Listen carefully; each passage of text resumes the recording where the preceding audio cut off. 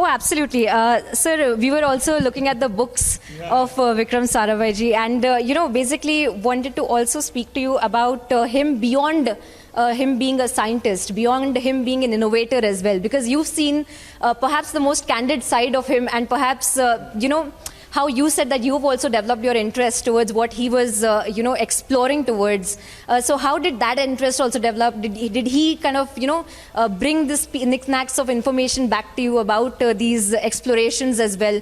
Who was he in the house?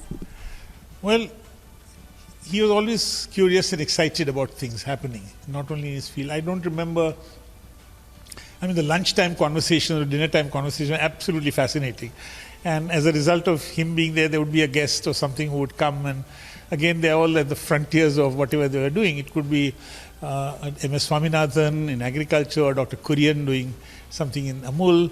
It could be an international scientist, or it could be someone in the arts. He's supported by mother and very much in the dancing and in performance. So we were always exposed to something which was so exciting, and doing it. He would look very simple. He was someone who was very much down to earth, and therefore could speak to anyone. There are so many stories. I get new stories every day. When I'm somewhere, someone says, there was a cart stuck as he was coming into PRL. So he gets down from the cart, and with that man pushes it back into it. Now this was a story I just heard 2 days ago from someone who remembers that story. So it was that type of thing, that he never lost his humbleness and humanity. His eyes were in the space, but his feet were on the ground. Yeah, or he saw space as space and the ground as the same. He had this, there was a sort of nationalism, very strong nationalistic thing, but which was not exclusive. It was global. So he was looking at global peace very much. He was very much part of looking at how space and atomic energy, how it can help globally. At the same time, you're proud of your country and you want that ahead. So how do you see that in this? He also did wonderful work which is not known so much in pharmaceuticals. He did work in operation research, in seeing that scientific methods come into management. He's done a lot. Education, of course, and as his thing, I would often he said he would sit with me and do some work. And I thought, okay, he will help me, but he doesn't. He literally just sits with me. And if I ask him a question, he asks me a question back till I solve it myself. But it was very much using the Socrates method with you. Very much a Socrates method. Very much as a result of the family exposed to Gandhian values and ideas. And that was very much part of his upbringing. Absolutely, because I think the family has been very intrinsically involved with the independence fight as well, with the Vikram Sarabhai ji, or also your grandfather for that matter as well.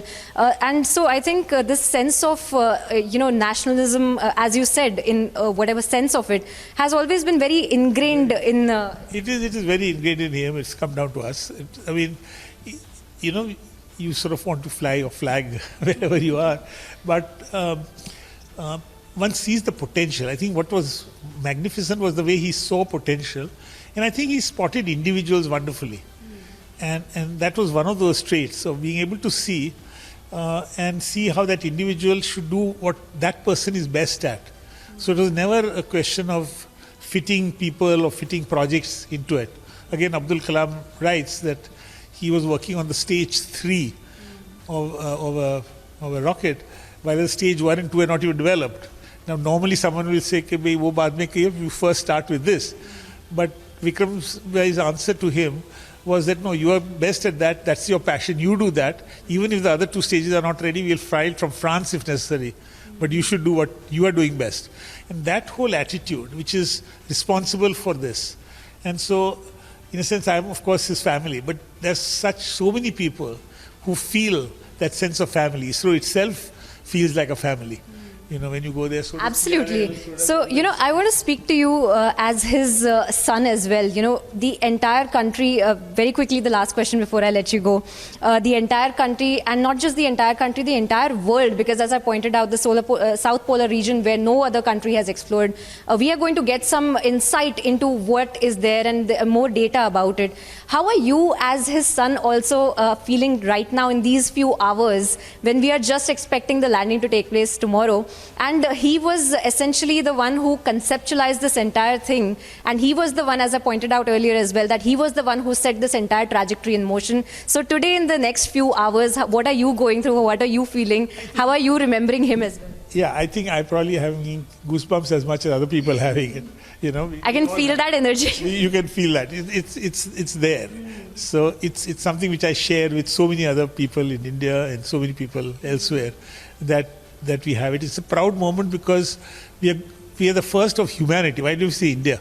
We'll be the first people on behalf of the entire people of the planet to land on that south thing. It's probably the place where India was one of the first to say that there was water potential there. There are minerals there. Tomorrow, how that will affect mankind, we don't know.